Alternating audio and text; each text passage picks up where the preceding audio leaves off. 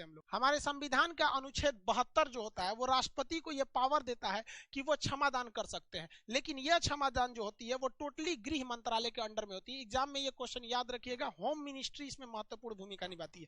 ये क्षमादान 5 तरीके से होता है। अगर आप यूपीएससी या फिर पीसीएस लेवल का एग्जाम देते हैं तो ये जरूर याद रखेंगे, पांचों कैटेगरी। अदरवाइज छोटा मोटा एग्जाम में तो राष्ट्रपति की क्षमादान शक्ति किसमें है, तो आर्टिकल 72 में, यही बहुत है। पहला होता है क्षमा यानी पार्डन। देखिए ये सबसे पावरफुल चीज होता है। जब कभी भी राष्ट्रपति गृह मंत्रालय के मतलब सलाह पर, अब हम बार बार नहीं बोलेंगे कि गृह मंत्रालय के सलाह पे, आप समझ जाइएगा कि जब भी डिसीजन लेंगे तो गृह मंत्रालय के सलाह पर लेंगे। तो जब कभी भी राष्ट्रपति कितना भी बड़ा अपराध या कितना भी छोटा अपराध को पूरी तरह उसको माफ कर देते हैं और कहते हैं तुम चले जाओ, तो उसे कहते हैं पार्डन या क्षमा। इसके बाद वो व्यक्ति एक नॉर्मल हो जाता है, आम आदमी हमारी और आपकी तरह हो जाता है।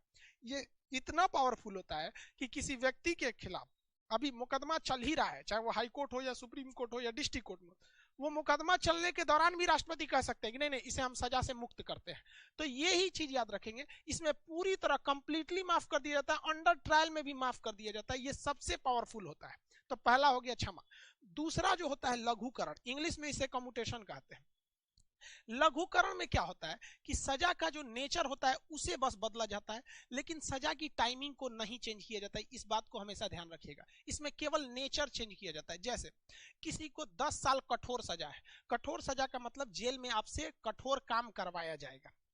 तो किसी को अगर 10 साल कठोर सजा है और राष्ट्रपति को लगता है, वो गया राष्ट्रपति से दया याचिका करने के लिए, तो राष्ट्रपति को उचित लगेगा कि भैया इसको माफ नहीं करने लायक है, बहुत खतरनाक अपराधी है। तो राष्ट्रपति यदि उस पर लघुकरण यानी कम्यूटेशन कर देंगे तो उसकी 10 साल की सजा 10 साल ही रहेगी, बस उसका क्या बदलेगा, नेचर बदलेगा। तो कठोर से वो साधारण कारावास में हो जाएगा, यानी 10 साल कठोर कारावास को 10 साल के साधारण कारावास में बदल दिया, यानी टाइमिंग में कोई चेंजिंग नहीं हुआ, केवल उसका नेचर यानी प्रकृति बदल गई। तो उसे कहते हैं हम लोग लघुकरण।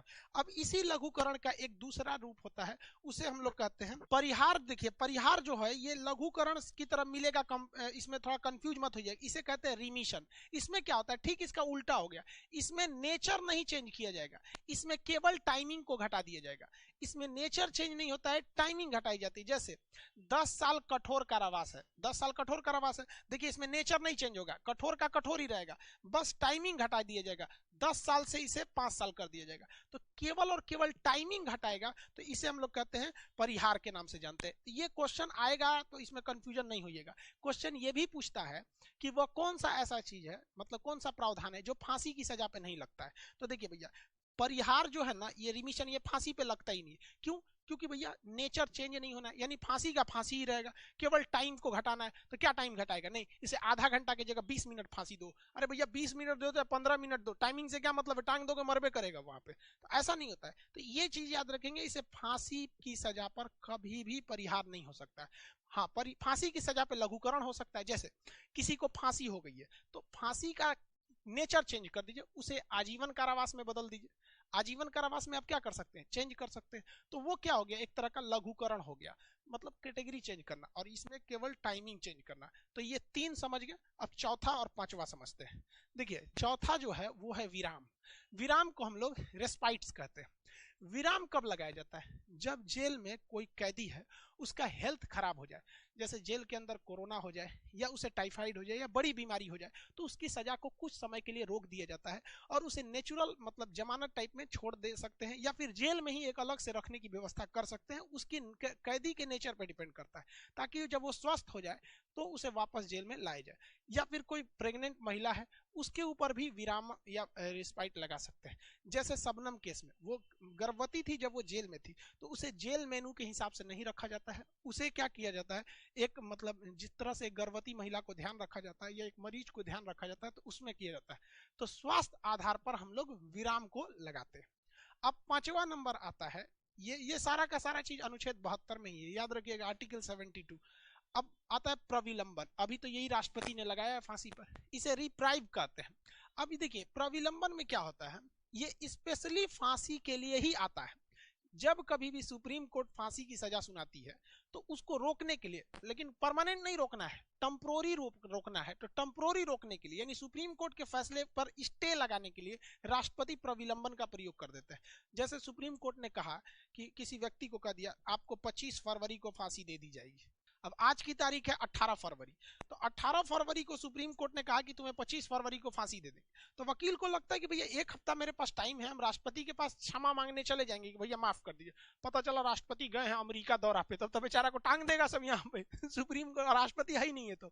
तो ऐसे कंडीशन में राष्ट्रपति क्या कर जाते हैं, प्रविलंबन कर देते हैं कि भाई साहब एक काम करो, अभी इसकी फांसी की सजा को रोक दो, हम अपना दौरा निपटा के आएंगे या फिर काम हम निपटा के आएंगे, फिर हम इसकी फाइल देखेंगे, फिर हम कहेंगे कि इसे माफ किया जाता है या नहीं।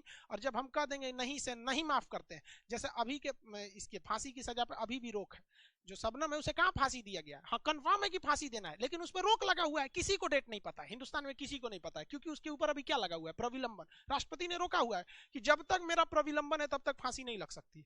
अब राष्ट्रपति क्या करेंगे, प्रविलंबन हटा लेंगे, तब सुप्रीम कोर्ट एक डेट डिसाइड कर देगी, भैया इस डेट को इसको टांग दो, इस ससुरी बहुत कूद रही थी, टांग दिया जाएगा, मर जाएगी वहां पे। तो आप ये पांचों टाइप का कैटेगरी समझ गए। ये सारा का सारा पावर राष्ट्रपति को अनुच्छेद 72 के तहत मिला था।